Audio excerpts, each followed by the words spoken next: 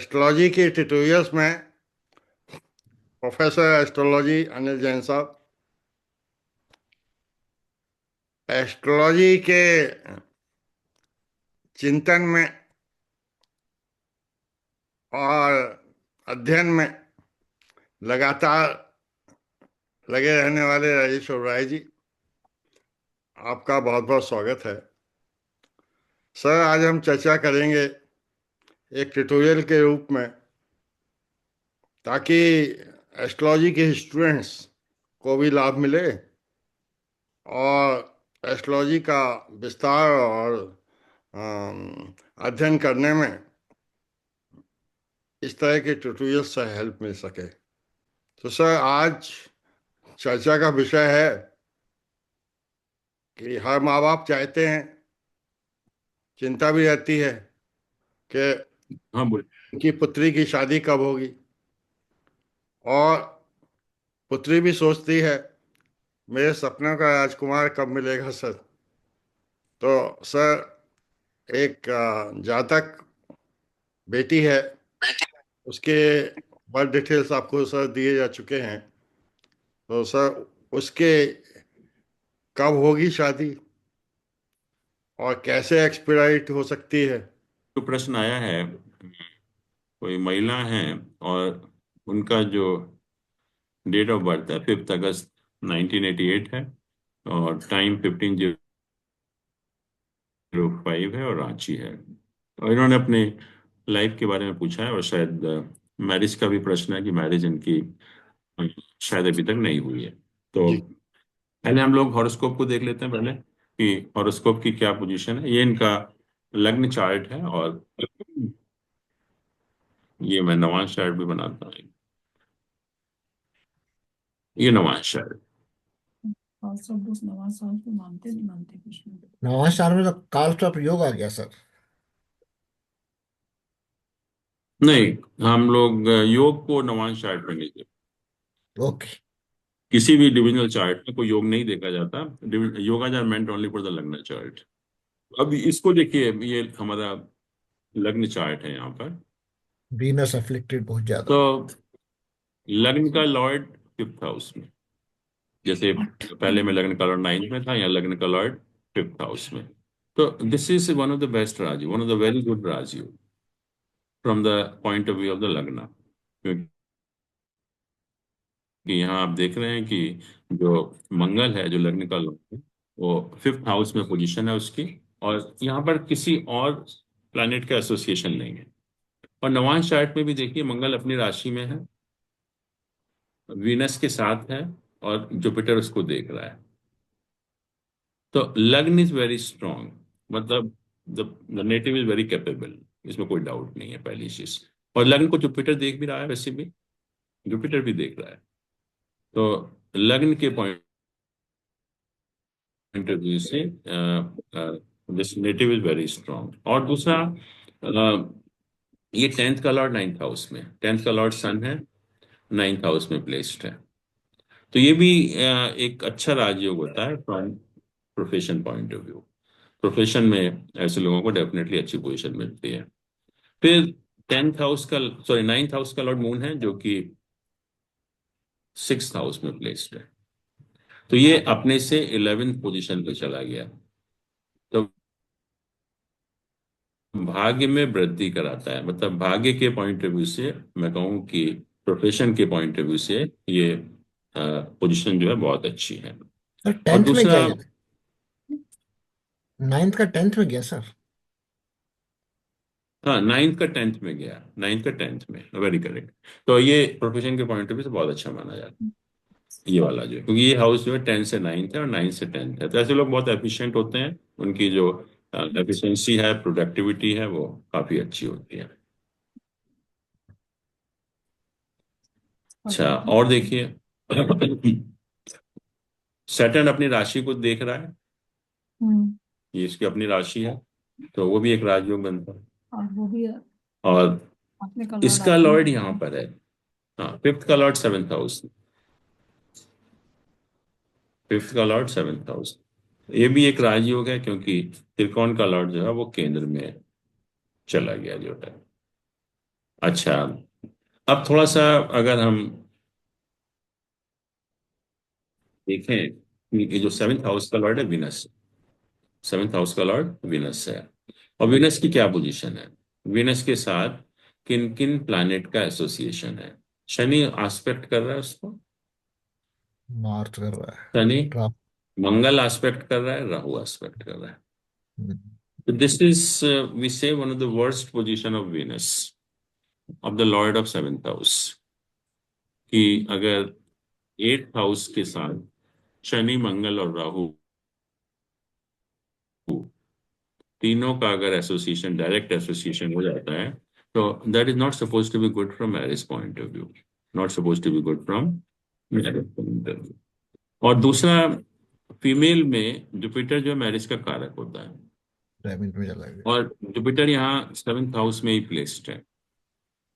तो कहते हैं कि फीमेल के केस में अगर जुपिटर सेवेंथ हाउस में प्लेस्ड होता है तो मैरिज में बहुत प्रॉब्लम करता है, मैरिज में बहुत बाधा डालता है। और खास तौर से जुपिटर का सेवेंथ हाउस में प्लेस्ड होना और एट्थ हाउस का इस तरह से एफ्लिक्टेड होना, ये बहुत अच्छी पोजीशन में कहूंगा कि नहीं है मैरिज के पॉइंट ऑफ व्यू से। और नवांश चार्ट हम देखते हैं, और नवांश चार्ट में अगर हम लग्न की बात करें, लग्न की बात करें तो जुपिटर का प्लेसमेंट तो है यहाँ पर, बट शनि राहु यहाँ पर है, मंगल यहाँ देख रहा है इसको जो है, केतु भी यहाँ देख रहा है। तो लग्न is also badly afflicted, Navamsa chart, and that also becomes a cause of delay और डिनायल ऑफ मैरिज, क्योंकि ये नवांश चार्ट का लग्न जो है वो भी जो है वो एफ्लिक्टेड है। और दशा की अगर हम बात करें, थोड़ा सा क्या दशा चल रही है,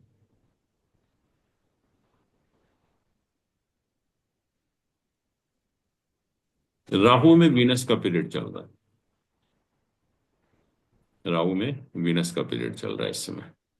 और राहु में वीनस का जो पीरियड होता है वो ऐसा टाइम होता है कि कहीं ना कहीं हमारा अपोजिट सेक्स के साथ इन्वॉल्वमेंट हो जाता है ऐसे केस में जो है। और दूसरा, इनका जो फिफ्थ हाउस का लॉर्ड है वो सेवेंथ हाउस में, जब फिफ्थ हाउस का लॉर्ड सेवेंथ हाउस में होता है तो वो भी एक लव मैरिज टाइप का इंडिकेशन देता है, लव मैरिज का इंडिकेशन देता है। और अगर हम थोड़ा सा ट्रांजिट को भी देखें कि ट्रांजिट में प्लैनेट की क्या पोजीशन है, तो उसको भी अगर हम देखें तो शनि यहाँ ट्रांजिट कर रहा है राहु के ऊपर जो है, वो बहुत अच्छा नहीं माना गया जो है। और राहु यहाँ ट्रांजिट कर रहा है मंगल के ऊपर, वो भी बहुत अच्छा नहीं माना गया है। और जुपिटर का इस समय ट्रांजिट वो सेवेंथ हाउस के ऊपर ही हो रहा है, वो और भी खराब है जो है। तो ये जो तीनों प्लैनेट हैं, शनि मंगल राहु, जैसे मैंने कहा कि शनि तो मार्च के महीने में चेंज हो रहा है, और मई के महीने में मई के महीने में राहु भी चेंज हो रहा है, राहु केतु भी चेंज हो रहे हैं, और जुपिटर भी चेंज हो रहा है। तो ये जो गलत ट्रांजिट है, खराब ट्रांजिट है, ये मई तक जो है ये थोड़े से बेटर हो जाएंगे ट्रांजिट जो। और ये जो शनि है, शनि भी मंगल के ऊपर आएगा लेकिन वो भी बहुत अच्छा नहीं है। बट क्योंकि राहु वीनस का पीरियड चल रहा है, और ये पीरियड जो है ये अ, अक्टूबर 25 तक है, अक्टूबर 25 तक है। तो ये एक बहुत स्ट्रांग पॉसिबिलिटी देता है, बहुत स्ट्रांग पॉसिबिलिटी, कि अक्टूबर के बीच में जून से अक्टूबर के बीच में देयर इज स्ट्रांग पॉसिबिलिटी कि कहीं ना कहीं कोई सम नोन पर्सन के साथ मैरिज होने की पॉसिबिलिटी है। बट मैंने जैसा कहा कि सेवेंथ हाउस बहुत ज्यादा अफ्लिक्टेड है, एट्थ हाउस बहुत ज्यादा अफ्लिक्टेड है। तो मैरिज के मैं कहूँ कि उसका जो प्रोस्पेक्ट्स हैं बहुत अच्छे नहीं है, कि अगर चांसेस तो हैं, अगर ये अभी मैरिज हो जाती है जून से अक्टूबर के बीच में, पॉसिबिलिटी है काफी उसकी जो है, बट अगर उस पीरियड में नहीं हुई फिर बहुत मुश्किल है। और अगर होती भी है तो she need to be very very careful relationship, क्योंकि 8th हाउस बहुत खराब है, और 8th हाउस इतना खराब होने की वजह से मैरिटल मैरिज नॉर्मली सक्सेसफुल नहीं होती है ऐसे केस में। तो मैं यही कहूंगा कि जहाँ तक प्रोफेशन का सवाल है, professionally she should be in good position. Profession के पॉइंट ऑफ व्यू से सब कुछ ठीक है, बट दशा है, ट्रांजिट है,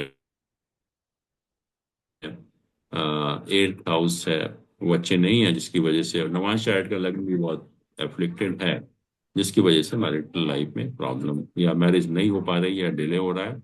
बट उसमें एक ही सिल्वर लाइनिंग लगती है कि जून और अक्टूबर के बीच में कुछ पॉसिबिलिटी बनती है कि कहीं ना कहीं हमारा किसी नोन पर्सन के साथ रिलेशनशिप हो सकती है, विच में गेट कन्वर्ट इनटू मैरिज। उपाय की जा सकती है सर? सक्सेसफुल रहे। उपाय देखिए, सबसे इम्पोर्टेंट उपाय तो जुपिटर का है, गुरु का, जो कि मेन मैरिटल लाइफ में प्रॉब्लम क्रिएट करता है। और जुपिटर के लिए हम किसी भी पीली चीज का दान कर सकते हैं थर्सडे के दिन, या बृहस्पति का व्रत भी कर सकते हैं। और दूसरा, ये जो वीनस है, it is afflicted bye Mars Saturn Rahu. ये बहुत ज्यादा एफ्लिक्शन है वीनस का, मंगल भी, हम्म। शनि भी, राहु भी। तो इसमें राहु का उपाय भी बहुत जरूरी है, राहु का। और राहु का जैसे मैंने कहा कि अगर हम संडे के दिन भी भैरव बाबा की पूजा करें, या सफाई कर्मचारियों की कुछ हेल्प करें, तो राहु ठीक हो सकता है। और मंगल शनि के लिए तो हनुमान जी की पूजा है, सिर्फ वो करेंगे तो उससे भी शांति हो सकती है। तो राहु की दशा भी ऑपरेट हो रही है इनकी। राहु की पोजीशन जैसे मैंने कहा कि बहुत अच्छी नहीं है 4th हाउस में। तो राहु का उपाय, मंगल का उपाय और जुपिटर का उपाय।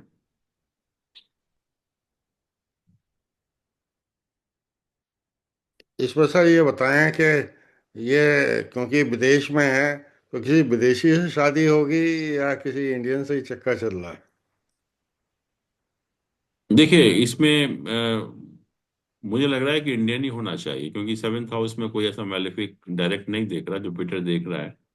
तो मेरे हिसाब से इंडियन होना चाहिए। बट इस समय बहुत एक स्ट्रांग पॉसिबिलिटी है, राहु वीनस का पीरियड चल रहा है, कहीं ना कहीं अटैचमेंट होना जो है इट्स वेरी कॉमन है। ये अटैचमेंट तो ठीक है, मगर आप कह रहे हैं कि हाँ, अफ्लिक्शन इतना ज़्यादा है कि मैरिज सक्सेसफुल नहीं होगी, तो मैरिज करने से पहले 10 बार सोचना चाहिए क्या बस? बिल्कुल। अपॉर्चुनिटी। बट देखिए, ऐसा है कि ये तो भाग्य है आपका, बट उसकी वजह से हम शादी तो रोक नहीं सकते। शादी भी हो, लेकिन उसको बाद हम थोड़ा सा एडजस्ट करें। जैसे मैंने कहा ना कि she has to be very careful about relationship, तो वो थोड़ा सा हम शुरू से ध्यान में रखेंगे तो उसको सेव भी कर सकते हैं। ऐसा भी नहीं है कि सेव नहीं कर सकते, ये तो खाली इंडिकेशन ही तो दे रहा है ऐसा कि तो होने की जॉब में संभावना अच्छा है। है वो तो अगर एंजल हम अपने आप को चेंज करके उसको कुछ, है, मुझे ऐसा लगता है। आपका क्या कहना है? Professionally she should be very sound actually. Hmm. Raees Oberoi ji, आपको कुछ पूछना हो सर? नहीं, थिंक तो राइट कर रही है, बहुत हमको डिफिकल्ट लग रहा है। हमको कभी कभी लगता है कि कहीं डिनाई तो नहीं हो रहा है ये। जैसे नहीं, वीनस डिनायल बहुत। ही लग रहा है, बट मैंने कहा ना कि अभी कुछ चांस बन रहा है, अभी चांस बन रहा है लेकिन। और दूसरा 7th घर का लॉर्ड 8th में वीनस भी है। राहु के पीरियड में तो